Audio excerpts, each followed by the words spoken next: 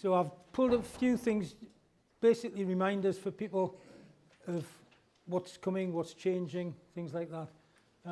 EPCs, and there doesn't seem to be any evidence that Mr. Miliband won't get his way and the changes will come in with effect from 2028, that every property, rental property, is going to have to be a C assessment. So my advice to any landlords, look at your EPC reports. If it's a D or an E at the moment, consider what you need to do to get it upgraded, because if it's not a C when this comes in, then from what I can see, your tenancy will become null and void and you'll have to put the tenant out. There are going to be some changes in the way the EPC is calculated, and I've put some guidelines on up there. What I would say is, if anybody has any specific questions regarding EPCs, go and talk to Robbie, our resident expert on EPCs. I'm sure he'd be able to help us a little bit.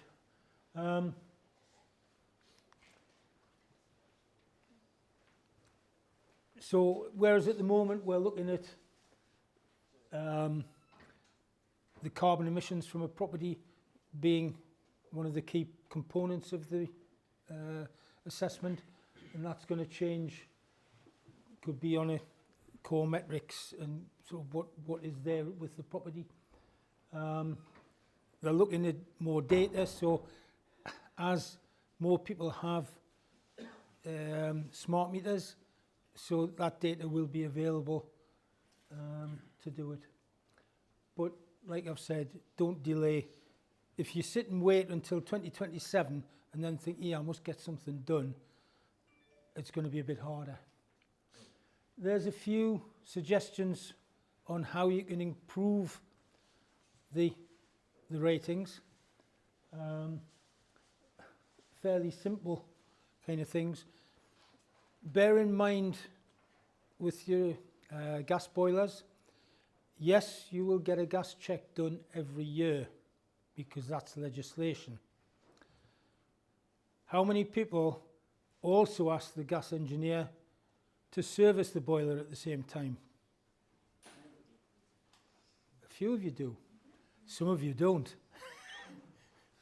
But again, make sure that you keep a record of A, the instruction, and B, that he has serviced the boiler. Because again, you can produce that to the EPC assessor to show that it has been regularly serviced. If you do any improvements, make sure you document them. What is concerning to me is that although it's a C assessment at the moment, under the new algorithm, it may not be. But nobody seems to be able to tell us exactly what the change is and what it would turn out as. It's still a little bit in the dark. So again, all I'm trying to do is flag and be careful. Don't think, oh, well, it's a C, so I'm safe. Have a look and see what the recommendations were on the last EPC report to improve it further. Another little thing, many of you may be refurbishing properties, and as part of that refurbishment, you put in insulation in, whether it be underfloor insulation, sort of into the rafters if you do a loft conversion. If you're doing something like that, the EPC assessor isn't going to take your word, unfortunately, when he comes to do the report. They have to be able to see the work that's been done and verify it. Now, there is a little app called Solocator, which if you take photographs using that app, it actually date stamps the location and the date and time that it was taken. And a lot of the EPC assessors will accept that as evidence that the work has been done. So, as I say, an ordinary photograph isn't going to be good enough because it could be anybody's bloody loft. It needs to be attributable to yours. Bruce? Yeah. Just a quick one. So, given what you've just been saying, are we not all better off getting Robbie to come out before you do the refurb? Yep. So he's done the assessment, saves you the tube for the amount of money it costs, and then he comes out after. If you can get Robbie out and he comes out and sees what you're doing before you cover everything over, then that's great. Right, okay. But that's an example of the solar locator pictures. And you can see along the top there, it actually has the location and it's dated along the bottom.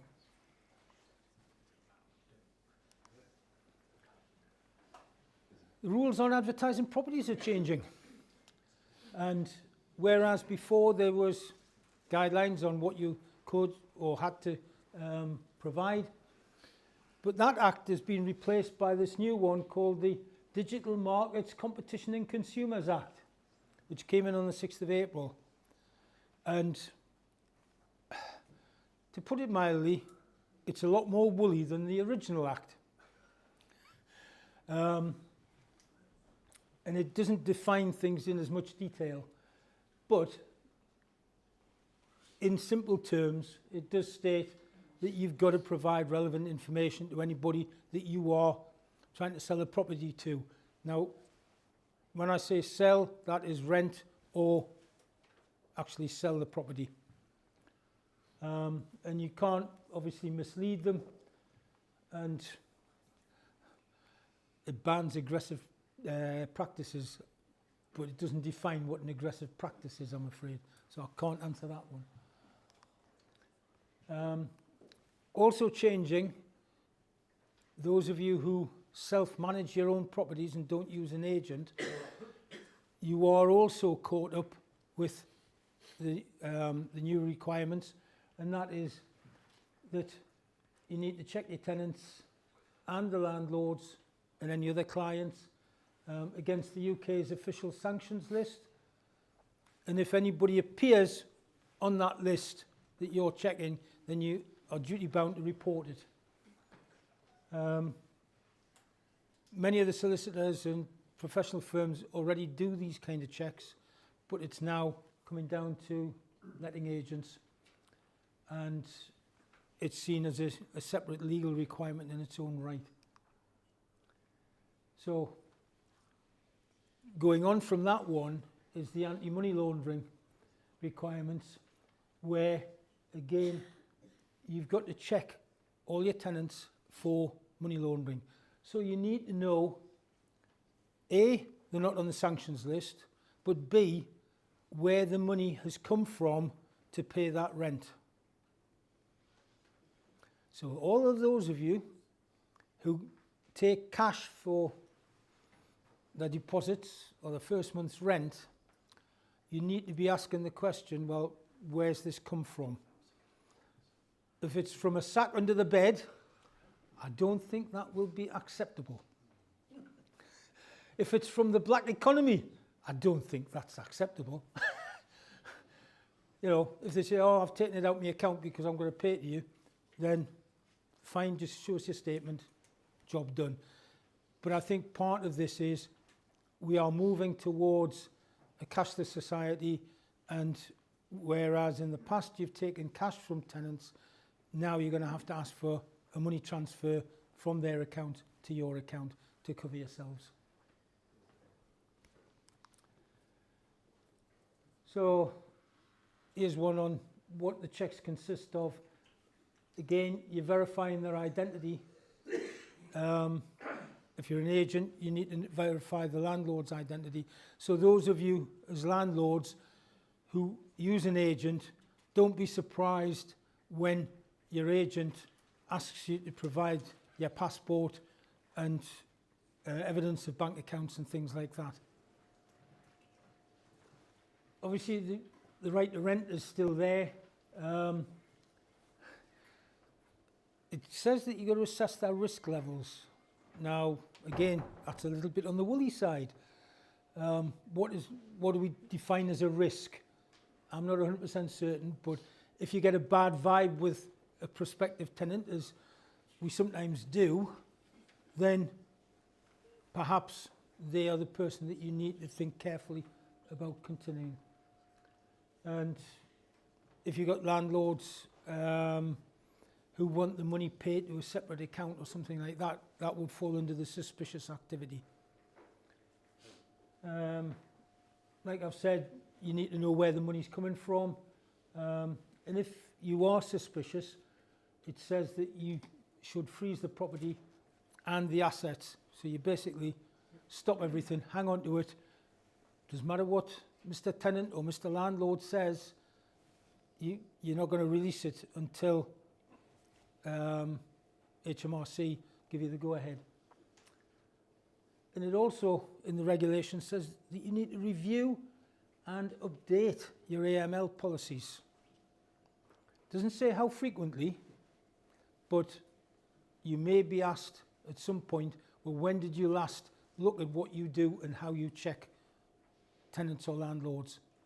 So be aware that you need to have some kind of record. And there's more. They say, you know, you should have due diligence when you're checking all their ID. You've got to keep the records. So whatever documents they've produced to you, you should be taking a copy of and keeping that. And the period that they're looking at is 5 years. I would tend to say 6, because that is statute of limitations in the country, and generally speaking, HMRC or whatever can't come back on you after 6. And like we said, if you have any staff, you make sure that they are trained on money laundering and understand what they are required to do. Because if they make a mistake, unfortunately, you as the boss are probably going to get caught.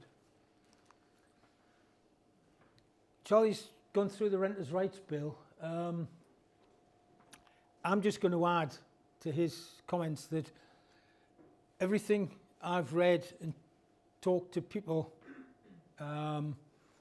who are more closely involved than we are, the inference is that the House of Lords have come up with something like 339 amendments to the bill. And there is no requirement on the House of Commons to actually consider those or take them in, into account. They can then do what they call ping pong. They say, don't accept them, send it back to the House of Lords to think about it again. And it will bounce backwards and forwards until the House of Lords give up and do what the government want. The bottom line is, under the law, there is no requirement, or the House of Lords has no ability to change any legislation created by government. So they can advise, they can suggest, but the government have the casting vote, so to speak. And the general feedback I'm getting is that what comes in will be similar to what Angela wanted at the start. There might be a few minor tweaks, but as I put on the bottom, it's going to be like Christmas. It will come, you will have it to deal with, and those of you who hang on in there, then potentially it could be more lucrative, because I think rents will end up going up, but there will be a lot more regulation, and potentially with the periodic tenancies, perhaps more risk associated with that from your tenants. But the feedback I got was, because of the ping-ponging, it's probably going to be October when it gets passed. with implementation probably by about next January. So the only other observation I would make to you is, if you have any tenancies where a tenant misses a rent payment or has any arrears, then consider issuing a Section 21 now. You don't have to go to court with it, but it's in the system and will be valid even after this comes in. But you won't be able to issue that Section 21 after the Act comes in.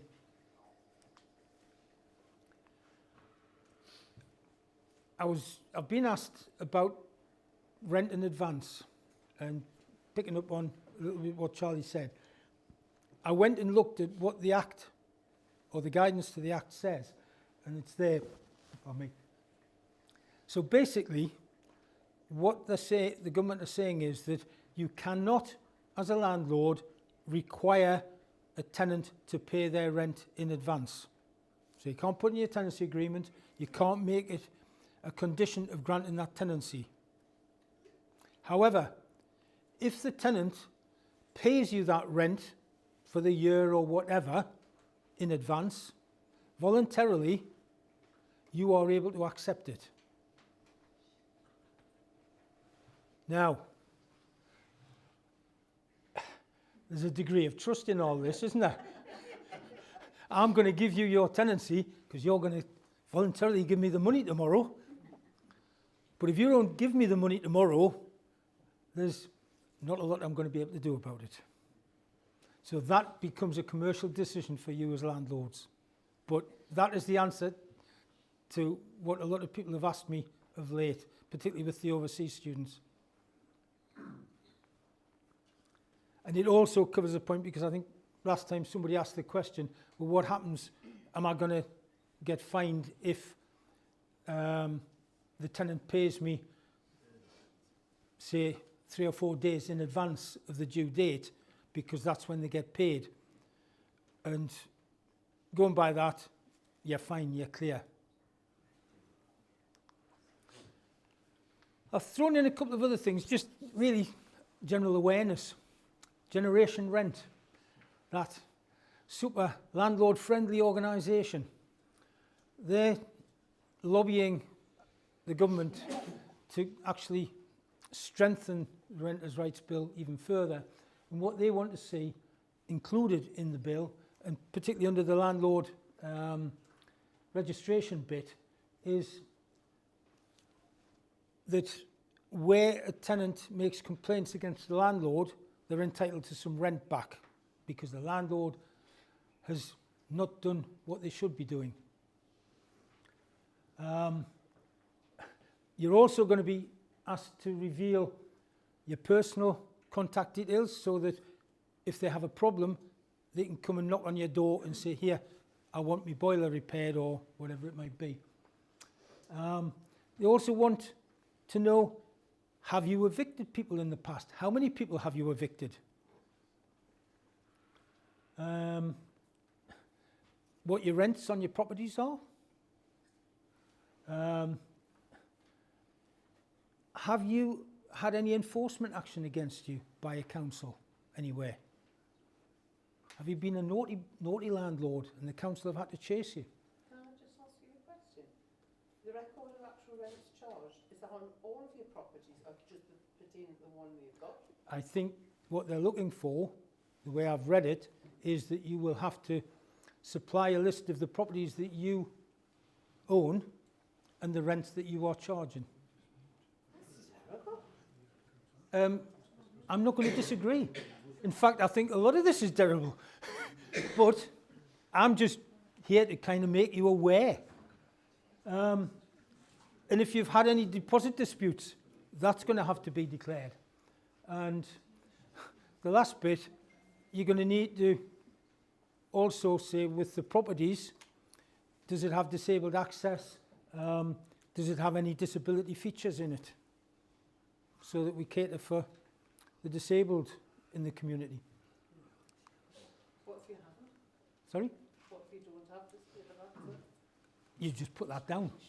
Oh, that's all right. As far as at the moment, however, the law does say that every tenant has the right to request amend or alterations to a property to accommodate disabled access. At the moment, there isn't a cast iron requirement that you have to do it, but you have to consider it, and if it is a reasonable request, then yes, you are supposed to have to do it. So you may not fancy the loads of grab rails in your shower, through the tiles, the front door, whatever, but it may well be that going forward you're going to have them.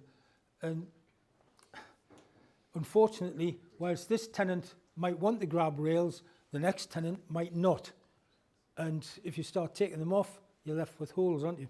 Yeah. I think that's the least of your worries. What about the great big ramps that they might need to get access to property? My suggestion there would be it's a movable object. It's not a fixed bricked up concrete ramp. But, you know, if the property does not lend itself, then my argument would be, I'm sorry, but no, it's not practical. So people keep saying, well, what can I do? Write to your MP. The more people who write to their MPs, the more likely they are to say, hang on a minute. But when you write to them, you know, point out how this is affecting tenants, what the impacts are going to be on tenants, because that will focus their attention much more than how it's affecting you as a landlord. Because personally, I don't think a lot of MPs are too concerned how you feel, judging by what's gone on over the last few years. But they will be more interested in the tenants, and particularly after the last set of council elections, because I think a lot of them are looking over their shoulder, wondering whether they're going to get re-elected again.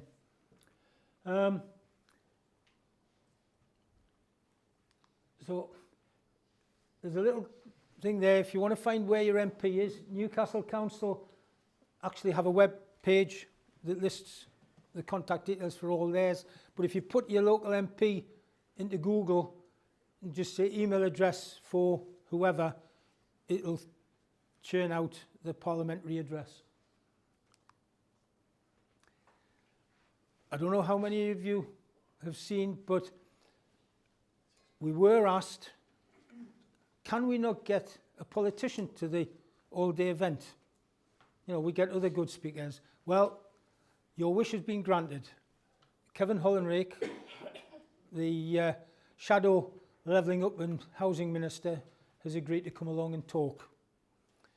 Whether I write to Angela Rayner and point out that he's accepted it, why did she not? I haven't decided yet. But we've got some good speakers coming. So if you haven't booked your place, then do so. My last point, which I picked up this afternoon, regards licensing. A tenant with his legal aid solicitor was taking a landlord to court for £17,000 for not having a license on a licensable property.